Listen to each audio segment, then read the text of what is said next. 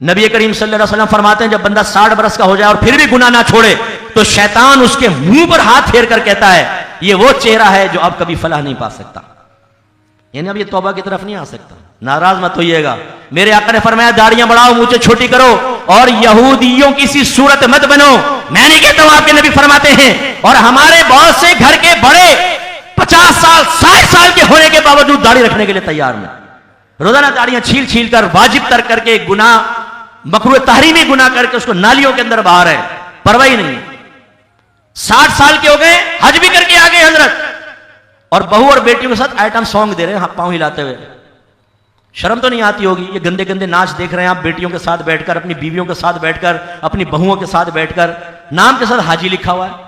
مسجد میں جاتے ہیں تو پہلی صف میں جگہ چاہیے حاجی صاحب کو، وہاں بیٹھ کے ہونٹ ہلاتے رہتے ہیں، بہت ذکر الہی کر رہے ہوں، وہاں پہ ہر ایک حاجی صاحب تعظیم کر رہے ہیں، حاجی صاحب گھر میں کیا کر رہے ہیں؟ تو حاجی صاحب لوگوں سے باہر اگر آپ نے پردہ قائم کر بھی لیا، ہماری تو دعا یہی اللہ آپ کا پردہ قائم ہی رکھے، لیکن میدان معاشر میں اللہ تبارک و تعالیٰ سامنے کھڑا کر کے حساب لے گا، پھر کیسے حساب دو گے؟ تو جو گناہوں پہ دلیر رہے، اگر اللہ ناراض ہو تو بہت سخت موت آتی ہے، بری موت۔ اور پھر قبر میں، قبر جہنم کے، حضرت عثمان غنی رضی اللہ تعالیٰ عنہ جب قبرستان جاتے اتنا روتے کہ آپ کے آنسوں سے ریشے مبارک تر ہو جاتے اور آنسو ٹپکتے تھے۔ تو کسی نے ایک دفعہ پوچھا کہ آپ کے سامنے جہنم کا تذکرہ ہوتا ہے اور عذابات بیان ہوتے ہیں، آپ اتنا نہیں روتے، لیکن قبر کے پاس آ کے بہت روتے ہیں، کیوں؟ فرمایا میرے سرکار صلی اللہ علیہ وسلم نے ارشاد فرمایا کہ یہ قبر تمہاری آخرت کی پہلی منزل ہے، جو یہاں سے کامیاب ہو گیا وہ آگے کامیاب رہے گا، اور جو یہاں پھنس گیا وہ آگے پھنس گیا۔ یہ کون ہیں؟ یہ صحابی رسول ہیں، ذوالنورین ہیں، نبی کریم کی لگاتار 2 صاحبزادیوں کے شوہر ہیں، عشرہ مبشرہ میں سے ہیں، جن 10 صحابہ کا نام لے کے سرکار نے بشارت دی۔ یہ بدری صحابہ میں سے ہیں جن کے لیے قطعی طور پہ جنتی کی بشارت ہے۔ یہ وہ ہیں جنہوں نے زندگی میں کوئی گناہ نہیں کیا، جنہوں نے جہاد کے لیے پیسے دیے تو سرکار نے خوش ہو کے فرمایا اے عثمان آج کے بعد کوئی تیری خطا تجھے نقصان نہیں پہنچا سکتے۔ یعنی مراد یہ ہے کہ خطا کریں گے نہیں، بلکہ اللہ آپ کو خطا سے ہی محفوظ کر دے گا۔ اور یہ رو رہے ہیں کہ پتہ نہیں قبر میں اگر میں یہاں پہ خدا نہ خواستہ پھنس گیا کیونکہ یہ پہلی منزل ہے تو میرا آگے کیا ہوگا۔ اور یہاں ہمارے نوجوان ہیں کہ جنازے کے ساتھ کھڑے کر رہے ہیں، موبائل پہ باتیں کر رہے ہیں، قبرستان میں جا رہے ہیں تو وہاں پہ ہنس ہنس کے باتیں کر رہے ہیں، موت کو بھلا دیا۔ آج گناہ کر رہے ہو، بری موت ہو سکتی ہے،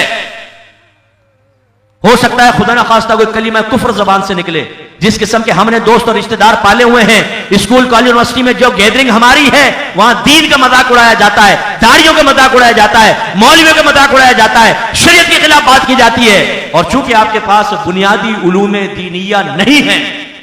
تو یہ ہو سکتا ہے کہ آپ کا ایمان ضائع ہو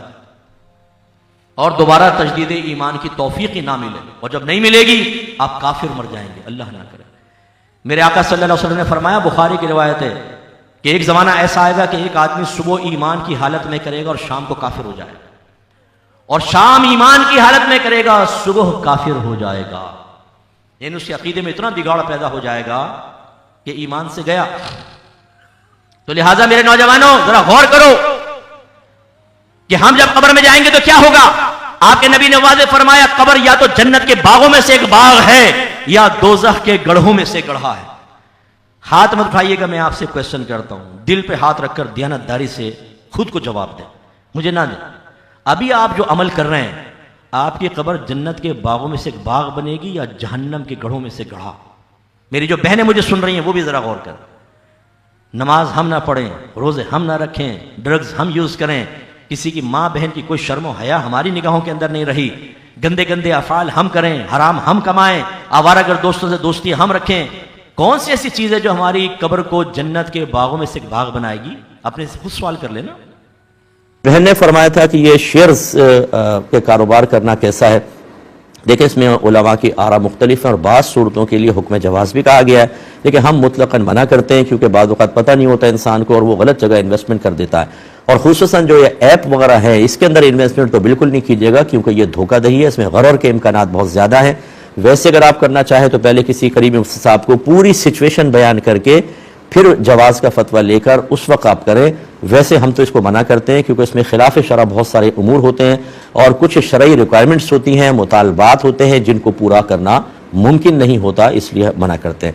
باقی آن لائن ٹریڈنگ کا آپ نے کہا کہ آن لائن خرید و فروخت شرعاً بالکل جائز ہے, اس میں کوئی حرج نہیں ہے, لیکن یہ ضرور ہے کہ اگر آپ کوئی چیز خریدتے ہیں تو جب تک اپنے قبضے میں نہ لے لیں یا کوئی آپ کا وکیل باقاعدہ اس کو قبضے میں نہ لے لے, اس کو آگے سیل نہیں کر سکتے ہیں. مثال کے طور پر میں نے دبئی سے ایک چیز خریدی اور میں نے وہاں پہ اپنے کسی آدمی کو کہا وہ چیز اپنے قبضے میں کر لو اور پھر جب اچھے ریٹ ملے تو آگے بیچ دو, یہ بالکل ٹھیک ہے, ایسا ہو سکتا ہے. لیکن یہ بعض کمپنیز جو کہتی ہیں کہ آپ ہمارے پروڈکٹ خرید لیں, جیسے گولڈ وغیرہ ہے یا کرنسی خرید لیں, اور پھر جب ریٹ بڑھیں گے ہم اس کو بیچ کے آپ کو کمیشن دے دیں گے. اب پہلی بات تو یہ کہ بعض اوقات نہ سونا ہوتا ہے نہ کرنسی ہوتی ہے, وہ صرف آپ کو آفر کرتے ہیں اور آپ پیسہ بھیج دیتے ہیں, اسی پیسے کو رولنگ میں لے کے اسی میں سے تھوڑا بہت آپ کو دیتے رہتے ہیں, اور جب آپ کا اعتماد قائم ہوتا ہے اس طرح اور لاکھوں کا ہوتا ہے, اچھا پیسہ جمع ہو جاتا ہے تو بھاگ جاتے ہیں. اور اگر فرض کر لیں وہ صحیح بھی ہوں تو آپ نے اس پہ قبضہ بھی نہیں کیا تو پھر آگے کیسے سیل کر سکتے ہیں؟ ہاں اگر کوئی اچھے ویلڈ کمپنی ہے, اگر ایسی وہ آفر کرتی ہے کہ آپ ہماری چیز خرید لیں, خریدنے کے بعد پھر ہمیں وکیل بالقبض بنا دیں کہ ہمیں ہی کہہ دیں کہ ہم قبضہ کر لیں, وہ اپنے کسی آدمی کو اس کا قبضہ کروا دیں جو آپ کا وکیل ہو, اور آپ اس کو کہیں کہ تم قبضہ کرنے کے بعد اب وکیل بالبیع بن جاؤ کہ اس کو آگے سیل کر دو, تو اس کی گنجائش نکل سکتی ہے. لیکن انٹرنیٹ کے اوپر جتنی ٹریڈنگ آج کل ہو رہی ہے ان میں سے 90% جو ہے دھوکہ دہی پر مشتمل ہے, اس لیے ہمارا مشورہ یہ ہوگا کہ آپ یہاں پر خریدیں, جیسے آن لائن کوئی چیز اپنے گھر پہ منگا لیں وہ تو ٹھیک ہے, لیکن اگر آگے سیل کرنا چاہیں تو بہت زیادہ احتیاط کریں, اسی طرح انویسٹمنٹ میں بھی احتیاط کی جائے.